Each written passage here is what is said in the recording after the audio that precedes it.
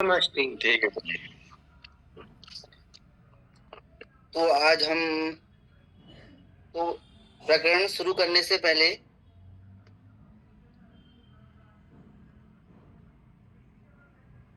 भाई बच्चे लेफ्ट हो रहे हैं यार, इन्हें पहले सतर्क करो कि लेफ्ट ना होए कोई भी। बता रहा हूँ। कृपया कोई भी जाएगा नहीं। तो प्रकरण शुरू करने से पहले मैं अपने आपसे कुछ प्रश्न पूछना चाहूंगा। जी।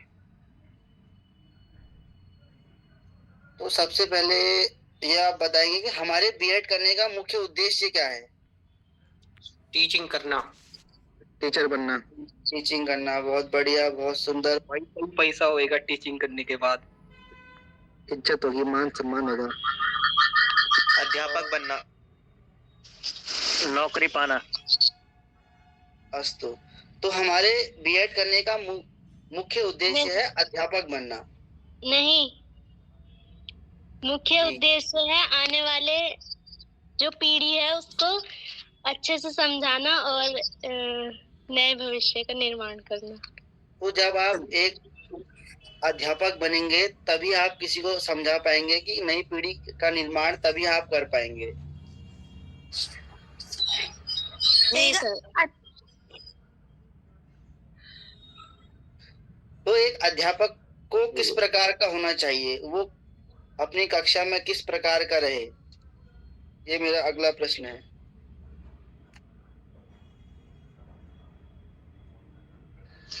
जो छात्रों को विषय समझाने में सकुशल हो तथा छात्रों का सर्वांगीण विकास कर सके। बहुत सुंदर। और कोई? राष्ट्र का निर्माण करने के लिए एक सुशिक्षित शिक्षक की आवश्यकता होती है और उनके साथ ही छात्रों की। अच्छा, समाज को पढ़ाने का तरीका क्या होना चाहिए? होती है। उसके लिए अध्ययन अध्यापन सही तरीके से होना चाहिए। एक शिक्षक को रचनात्मक भी होना चाहिए। तरीके से पढ़ाना चाहिए। एक शिक्षक को रचनात्मक तरीके से पढ़ाना चाहिए। तो जो एक अध्यापक होता है उसको रचनात्मक तरीके से पढ़ाना चाहिए। तो रचनात्मक का क्या अभिप्राय है यहाँ पे? जिस भी उदाहरण से वो समझना चाहे बच्चे लोग, उस उदाहरण को उनके सामने प्रस्तुत करना और उस तरीके से उनके सामने रखना कि ताकि उनके समझ में आए, वही रचनात्मक हुआ। एक शिक्षक को उदाहरणों, प्रतिमानों तथा अन्य विधियों की सहायता से पढ़ाना चाहिए। बहुत सुंदर। और बच्चों का व्यवहार अनुकूल के माध्यम से एक शिक्षक को उसे पढ़ाना चाहिए छात्र को। तो यहाँ पे अभी हमने एक वाक्य सुना कि प्रतिमान। तो आज हम पढ़ेंगे प्रतिमान के विषय में। तो आज का हमारा विषय है शिक्षण प्रतिमानस्य आवश्यकता।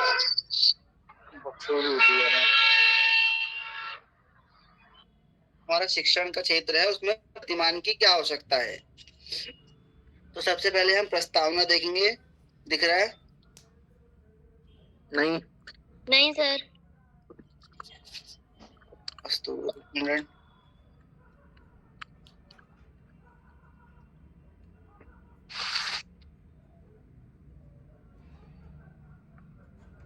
ये देखिए, तो हमारा विषय है शिक्षण प्रतिमानस्य आवश्यकता। कि हमारे प्रतिमानों की, प्रतिमान का अर्थ किसी को पता है?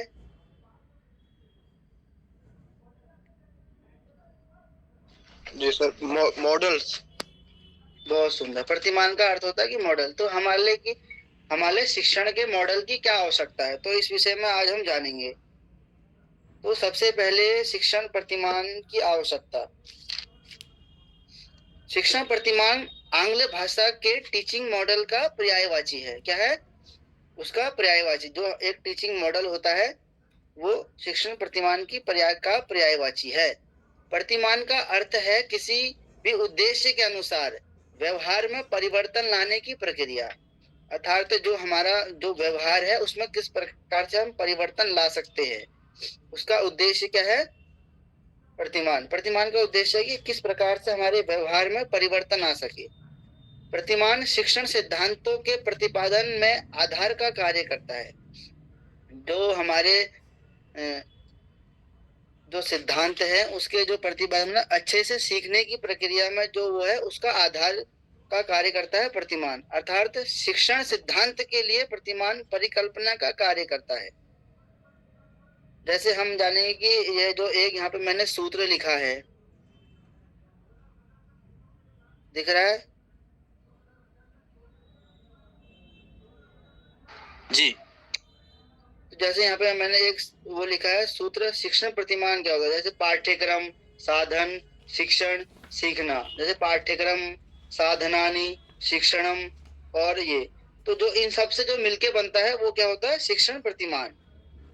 अतः शिक्षण प्रतिमान में उसके पाठ्यक्रम, स्तोत्र शिक्षण तथा अधिगम को कालात्मक एवं विस्तृत रूप प्रदान किया जाता है। अस्तु, तो जो तो अब हम जानेंगे शिक्षण प्रतिमान का क्या अर्थ होता है। छात्रेषु ज्ञानात्मक विषयाणाम अभिवृद्ध्यर्थम शिक्षण अधिगम प्रक्रिया भी प्रयत्नो विधीयते। अर्थात जो प्रतिमान का अर्थ है कि एक मॉडल के रूप में एक उदाहरण, कोई भी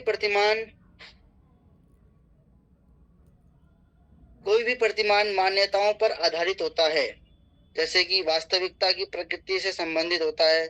जो हमारे आसपास वास्तविकता चल रही है उसके आधार पर ही कोई भी प्रतिमान स्थापित होता है। यह वह आधार प्रदान करता है, जैसे प्रतिमान वो आधार प्रदान करता है जिस पर ज्ञान को सत्यापित किया जा सकता है और प्रतिमान का परीक्षण नहीं किया जा सकता। तो अब तो इसी क्रम में आगे है कि कुछ हमारे शिक्षाविद हुए हैं, उन्होंने अपने अपने अनुसार शिक्षण प्रतिमान को परिभाषित किया है। उनकी परिभाषा बताई है। जैसे हाइमन महोदय हैं, दिख पा रहा है आपको? जी।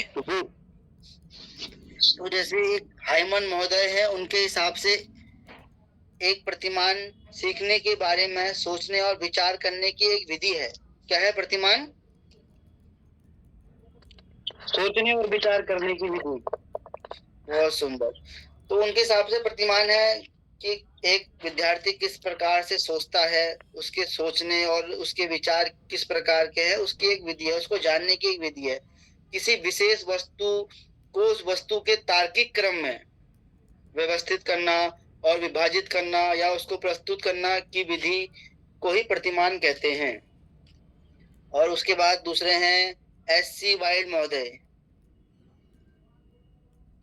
तो एस.सी. वाइल्ड महोदय के कथनानुसार किसी प्रतिमान या प्रारूप के अनुसार व्यवहारिक और सक्रिय प्रक्रिया को सीखने का मॉडल क्या होता है? प्रतिमान। अर्थात जैसे किसी का हमें व्यवहार जानना है या उसके बारे में जानना है, उसको सीखने का जो एक प्रक्रिया होती है या मॉडल होता है, उसे क्या बोलते हैं? प्रतिमान। समझ में आ रहा है? जी जी। तो उसके बाद एक और है ब्रूस और जायस। इनके अनुसार सीखने के मॉडल अर्थात कि सीखने के प्रतिमान को निर्देशात्मक प्रारूप माना जाता है। निर्देशात्मक अर्थात किसी को पता है?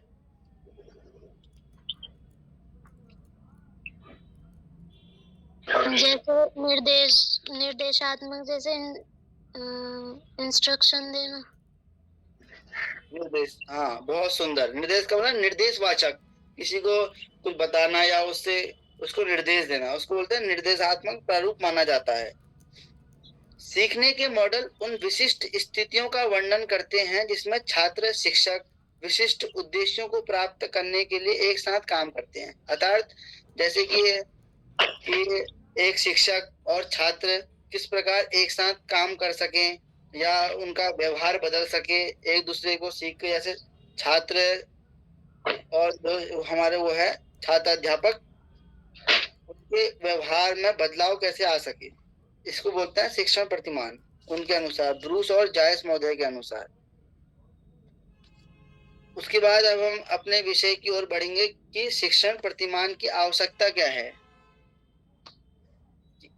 हमारे लिए ये जो अभी का वो है, इसमें शिक्षण प्रतिमान की आवश्यकता हमें क्यों पड़ी।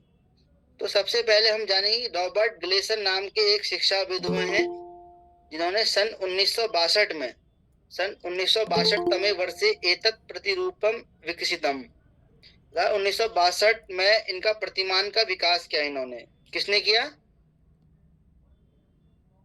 Robert Gleeson. अस्तु। रॉबर्ट ग्लेशन नाम के एक शिक्षाविद हैं जिन्होंने 1962 में प्रतिमान का विकास किया। इस प्रतिमान के अंतर्गत यह मानकर चला जाता है, उनके अनुसार प्रतिमान के अंतर्गत यह मान के चला जाता है कि शिक्षण वह विशेष क्रिया है जो अधिगम मतलब अधिगम अर्थात सीखना। बहुत सुंदर, बहुत सुंदर। उनके अनुसार शिक्षण वह विशेष क्रिया है जो सीखने की उपलब्धि पर केंद्रित होती है और इस प्रकार उन क्रियाओं का अभ्यास किया जाता है। जो हम सीख रहे हैं उनका हम अभ्यास कैसे करें, इस पर, जिसमें छात्रों का बौद्धिक एकीकरण और उनके स्वतंत्र निर्णय लेने की क्षमता पहचानी जाती है। इसके अंतर्गत जो छात्र होते हैं उनका जो बौद्धिक एकीकरण है और जो उनके स्वतंत्र निर्णय लेने की जो क्षमता है उसको पहचाना जाता है। ठीक है जी। तो शिक्षण प्रतिमान की आवश्यकता हमें कहाँ कहाँ पड़े है। शिक्षण प्रतिमान से समुचित शैक्षिक वातावरण से निर्माणे शिक्षण प्रतिरूपस्य आवश्यकता प्रभावी भवति। अर्थात जो शिक्षण प्रतिमान की आवश्यकता है वो उचित शैक्षिक वातावरण पैदा करने में कारगर होती है। कहाँ पे कारगर होती है? वातावरण। जी, सभी का ध्यान यहाँ नहीं है कक्षा में। समुचित वातावरण, शैक्षिक वातावरण के निर्माण के लिए।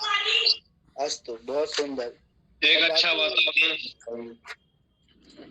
अस्तु, तो अगला है शिक्षण प्रतिरूपस्य आवश्यकता स्वस्य विश्वासस्य आधारेण शिक्षण अनुभवानां व्यवस्थापनम कर्तुम सहाय्यम करोति। अर्थात जो शिक्षण प्रतिमान है वो अपनी मान्यताओं के आधार पर, जो अपनी मान्यताएं हैं जो आप अपने मानते हैं उनके आधार पर अधिगम अनुभवों की व्यवस्था करने में सहायक होती है। उसके बाद है शिक्षण प्रतिरूपम छात्राणां शिक्षकानां च मध्ये मुक्त परस्पर प्रक्रियायां सहायकम भवति। जो शिक्षण प्रतिमान है वह छात्रों और शिक्षकों के मध्य अंतःक्रिया अर्थात इंटरेक्शन, जो उनके बीच इंटरेक्शन होगा उसमें सहायक होती है। उसके बाद है शिक्षण प्रक्रियायां पूर्ण सुधारम आनेतुम शिक्षण प्रतिरूपस्य आवश्यकता वर्तते। जो शिक्षण प्रतिमान है उसकी आवश्यकता शिक्षण प्रक्रिया में, जो हमारी शिक्षण की प्रक्रिया है कि हम किस प्रकार पढ़ाएं और किस प्रकार छात्रों को समझाएं, तो इसमें जो शिक्षण में वो है उसके पूर्ण सुधार के लिए, पूर्ण सुधार लाने में के लिए प्रयत्नशील रहती है कि हमारे जो शिक्षण की प्रक्रिया है उसमें पूर्ण सुधार कैसे आ सके। इसमें इसकी बहुत आवश्यकता होती है। आगे चल के हमें पता चलेगा कि हमारे में पूर्ण सुधार कैसे आए। उसके बाद है सामाजिक आवश्यकतानां पूर्तये मानवीय समतानां विकासाय च शिक्षण प्रतिरूपम आवश्यकता वर्तते। शिक्षण प्रतिमान की जो आवश्यकता है वो सामाजिक आवश्यकताओं की पूर्ति, जो समाज में जो आवश्यकताएं हैं उसकी पूर्ति तथा मानव योग्यता के विकास की। मानव योग्यता था जो हमारा छात्र है उसमें क्या क्या योग्यताएं हैं, उसको कैसे बाहर लाएं, उसको कैसे विकास करें, उसको कैसे जाने, तो इसमें ये बहुत आवश्यकता होती है इसकी। उसके बाद है शैक्षिक क्रियाकलापानां वातावरणस्य च निर्माणे शिक्षण प्रतिरूपस्य आवश्यकता वर्तते। तो शिक्षण प्रतिमान है उसकी आवश्यकता शैक्षिक क्रियाओं तथा वातावरण का निर्माण करने में होती है। वातावरण अर्थात कि हम कक्षा में किस प्रकार का वातावरण बनाए रखें, किस प्रकार से हम उनको समझाएं, जो हमारे छात्र हैं वो हमें समझ पा रहे हैं या नहीं समझ पा रहे हैं, वो हमसे इंटरेक्शन कर पा रहे हैं नहीं कर पा रहे हैं, इस प्रकार का वातावरण निर्माण करने में इसकी आवश्यकता होती है। इसके बाद है शिक्षण प्रतिरूपस्य आवश्यकता मूल्यांकनार्थम मापदंडम प्रस्तुतम करणीयम। अर्थात जो शिक्षण प्रतिमान है उसकी आवश्यकता मूल्यांकन के लिए मानदंड अर्थात क्राइटेरिया, कि किस प्रकार का उसका क्राइटेरिया हो, मानदंड प्रस्तुत करने के लिए होती है। तो इन जगहों पे हमें शिक्षण प्रतिमान की आवश्यकता पड़ेगी। कोई प्रश्न?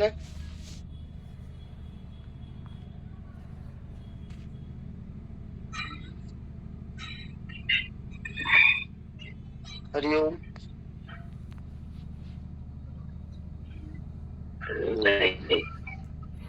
महोदय, प्रतिमान का एक हरिओम। बार शाब्दिक अगर बता दे तो। मतलब प्रतिमान का शाब्दिक अर्थ।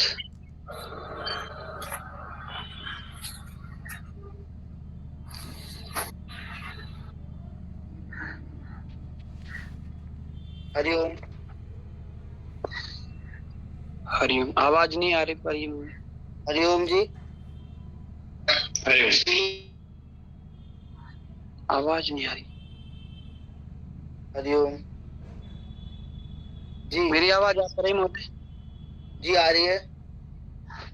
एक बार प्रतिमान के शाब्दिक अर्थ, मतलब जैसे आपने कहा कि सोचने व तार्किक करने की विधि है जी जी, उसका थोड़ा सा उसको फिर दोबारा समझा देते थोड़ा। जी देखिए, जैसे प्रतिमान का अर्थ है कि मॉडल। जैसे हम एक किसी भी वो कार्य को करते हैं तो उससे पहले हम उसका मॉडल बनाते हैं कि हम किस प्रकार से क्या करेंगे, किस प्रकार से क्या करेंगे। तो उसी प्रक्रिया को वो होता है जो उसको बोलते हैं प्रतिमान की। जैसे हम कोई कार्य कर रहे हैं तो उसका हम पहले ही क्या कर लेते हैं, एक मॉडल तैयार कर लेते हैं कि पहले ये होगा, फिर ये होगा, फिर ये होगा। तो उसी को जी बोलते जी हैं प्रतिमान। जी जी जी जी, जी धन्यवाद। महोदय, प्रतिमान शब्द को योजना से भी हम परिभाषित कर सकते हैं क्या? जी जी, योजना और जो मॉडल है वो एक ही है। किसी भी कार्य को करने की योजना को ही क्या बोलते हैं, प्रतिमान। कि हम किस प्रकार की योजना बना रहे हैं, उस कार्य को करने के लिए हम क्या योजनाएं तैयार कर रहे हैं, उसी को बोलेंगे मॉडल। जी। जी, किसी का और कोई प्रश्न?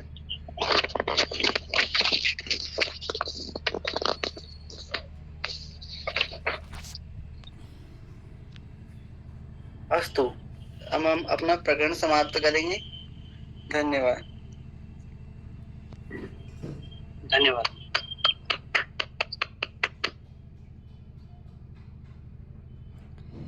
तो आपके पास आपका द्वितीय प्रकरण आया। वीडियो ऑफ करके ऑडियो भी ऑफ कीजिए आप।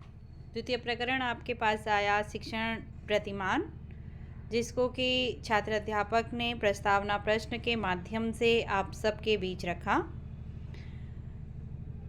प्रस्तावना प्रश्न में विशेष रूप से अध्यापक को यह ध्यान रखना है कि आपके द्वारा जब प्रश्न पूछा जा रहा है तो आप सामूहिक प्रश्न पूछ रहे हैं, और सामूहिक प्रश्न पूछते हुए आप विद्यार्थियों का नाम इंगित करेंगे। पूर्व में भी जैसे मेरे द्वारा बताया गया कि आपने प्रश्न तो सामूहिक पूछा, किंतु जवाब हमें सामूहिक नहीं पूछना है। आपने किसी का नाम संबोधित करना है, फिर आपके पास जवाब विद्यार्थी के द्वारा दिया जाएगा। विद्यार्थी जवाब नहीं दे पाता है, आप अन्य विद्यार्थी को संबोधित करेंगे, जिससे कि आपने जो मध्य में कहा कि आप कक्षा में ध्यान नहीं दे रहे हैं, वो जो समस्या उत्पन्न हो रही है उसका प्रारंभ जो आपने शुरुआत जो की है अपने प्रकरण की, वहाँ पर उस समस्या को आप क्या कर लेंगे, रोक लेंगे कि अध्यापक सतर्क हो रखा है। दूसरा, यह विशेष रूप से ध्यान रखिए, जब तक आपका एक प्रश्न का जवाब नहीं आ जाता है तुरंत आपके द्वारा दूसरा प्रश्न नहीं किया जाएगा। जैसे कि विद्यार्थी जवाब ही दे रहा है आपका और आपने उससे ही दूसरा प्रश्न भी उत्पन्न करके पूछ लिया, एक ही विद्यार्थी से दोबारा प्रश्न आप नहीं करेंगे। कक्षा में इतने सारे विद्यार्थी हैं तो तुरंत वो उत्तर दे रहा है उससे ही दोबारा प्रश्न नहीं कर देना है। आप अन्य किसी को संबोधित कर सकते हैं, उससे पूर्व उसके जवाब को आपको पूर्ण सुनना है और फिर आप क्या करेंगे, अगले प्रश्न की ओर बढ़ जाएंगे। आपके द्वारा विद्यार्थियों को पुनर्वलन दिया जा रहा था, वो बहुत सराहनीय है, किंतु पुनर्वलन के शब्दावली में बहुत सुंदर शब्दावली का प्रयोग नहीं किया जाएगा, क्योंकि आप उस वस्तु को न देख रहे हैं, ना ही उसको क्या कर पा रहे हैं, वो किस तरीके की दिखाई दे रही है, कितनी सुंदर है असुंदर है, इसका हम निर्धारण नहीं कर सकते। लेकिन हाँ, आप बहुत बढ़िया, अच्छा गुड, वेरी गुड, उत्तम, अति उत्तम इन शब्दावलियों का प्रयोग संबोधन के रूप में पुनर्बलन के लिए कर सकते हैं। साथ ही साथ आपके द्वारा विद्यार्थियों को प्रतिमान के अंतर्गत प्रकरण को जब स्पष्ट किया जा रहा था, आपने शुरुआत में भी कहा कि ये मॉडल को प्रदर्शित करता है। मॉडल को प्रदर्शित करने में आपने कहा कि ये आंग्ल भाषा से लिया गया है। वहाँ पर अब आपको यह स्पष्ट करना है विद्यार्थियों को कि मॉडल से क्या तात्पर्य है। आपके विद्यार्थी ने आपका पूरा प्रकरण सुन लिया और प्रकरण सुनने के बाद वो अंत में आपसे पूछ रहा है कि प्रतिमान शब्द का क्या अर्थ है। तो इसका अर्थ क्या है? अध्यापक ने प्रारंभ में शब्द की क्लिष्टता को ख़त्म नहीं किया। जैसे पिछले प्रकरण में अध्यापक ने कहा था कि शब्द कुछ क्लिष्ट हैं, पहले हम इसकी ही अभिव्यक्ति कर देते हैं। तो प्रतिमान शब्द शिक्षण से कैसे जुड़ गया और इसमें हम किस तरीके से उसको प्रयोग में लेके आते हैं। तो प्रतिमान पूर्ण प्रकरण में तो चल रहा था, लेकिन विद्यार्थी ये समझ पाने में असमर्थ हो गए कि ये प्रतिमान चीज़ क्या है, क्यों अध्यापक इसको पढ़ा रहा है, हमारे लिए इसकी क्या उपयोगिता है। तो इन सारे बिंदुओं का विशेष रूप से ध्यान रखेंगे। आपकी आवाज़ का प्रभावशीलता बहुत अच्छा था।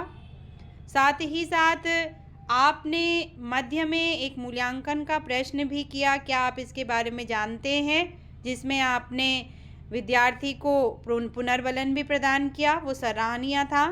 किंतु जो बिंदु सुधार के लिए बताए गए हैं उन बिंदुओं का आप विशेष रूप से ध्यान रखेंगे।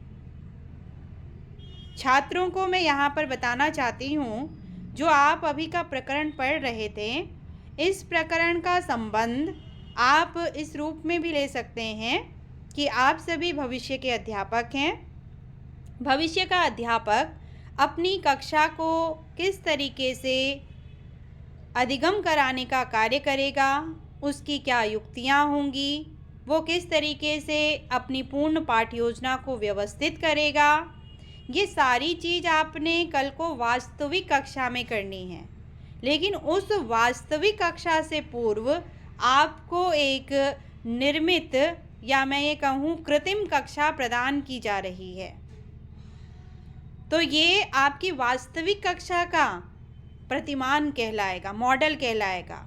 मॉडल का अर्थ होता है वो चीज़ वास्तविकता में कुछ और थी, लेकिन उसकी वास्तविकता के सारे गुणों को हमने यहाँ पे पा लिया है। आपकी कक्षा में कल आप अध्यापक के रूप में होंगे, आपके सामने आपके विद्यार्थी होंगे, आप अपने विद्यार्थियों को अपना प्रकरण पढ़ा रहे होंगे, प्रकरण के अंतर्गत आप कुछ दृष्टांतों का प्रयोग कर रहे होंगे, आपके विद्यार्थी आपसे प्रश्न पूछ रहे होंगे, आप उनके प्रश्नों का जवाब दे रहे होंगे, आप उनका मूल्यांकन कर रहे होंगे, आप उन्हें पुनर्बलन दे रहे होंगे। ये सारी चीज़ें आपने कल को करनी है, लेकिन जो आप भविष्य में करने वाले हैं भावी अध्यापक होने के नाते, वो सारी चीज़ें आप आज ही कर रहे हैं। तो ये वास्तविक कक्षा का एक स्वरूप, एक मॉडल, एक प्रारूप आप कह सकते हैं। ठीक वैसे ही जैसे आप कहते हैं कि मान लीजिए कि हम क्या कर रहे हैं, किसी स्थल का वर्णन कर रहे हैं, किसी नदी का वर्णन कर रहे हैं, तो नदी के वर्णन को करने के लिए मुझे कक्षा को नदी तक ले जाने की आवश्यकता नहीं है। वहाँ पर मैं मॉडल के रूप में नदी का एक स्वरूप निर्मित करके चार्ट में या मॉडल में प्रदर्शित करके विद्यार्थी को नदी की उस अनुभूति को करवा सकने में समर्थ हो सकता हूँ या सकती हूँ। तो नदी के वास्तविक स्वरूप को आपने अपने चार्ट और मॉडल के माध्यम से दर्शा दिया, तो चार्ट और मॉडल शिक्षण के प्रतिमान के रूप में आपके सामने आ रहे हैं। यानी शिक्षण का वो तरीका, वो योजना जिसको आप कक्षा कक्ष में क्या करेंगे, प्रदर्शित करेंगे।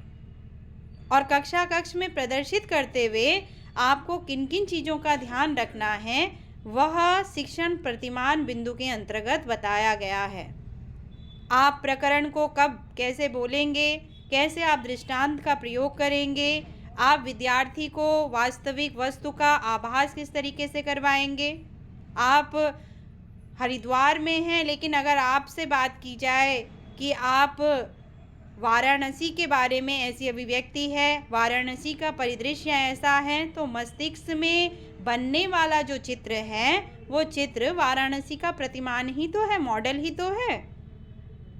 आप हरिद्वार से तुलना करते हुए कि वाराणसी में भी वहाँ पे आपकी दिव्या गंगा वहाँ पर है, आपकी वहाँ पर मंदिर आपके हैं, वहाँ पर आपके जो साधु संत हैं, तो ठीक ऐसे ही हरिद्वार को मस्तिष्क में रखते हुए आप वाराणसी की कल्पना को मस्तिष्क में सजो सकते हैं, एक आकृति और चित्र बना सकते हैं। तो जो बनने वाला चित्र है, जो बनने वाली योजना है, जो बनने वाला स्वरूप है, उसी को हम किसका नाम दे देते हैं? प्रतिमान का रूप दे देंगे।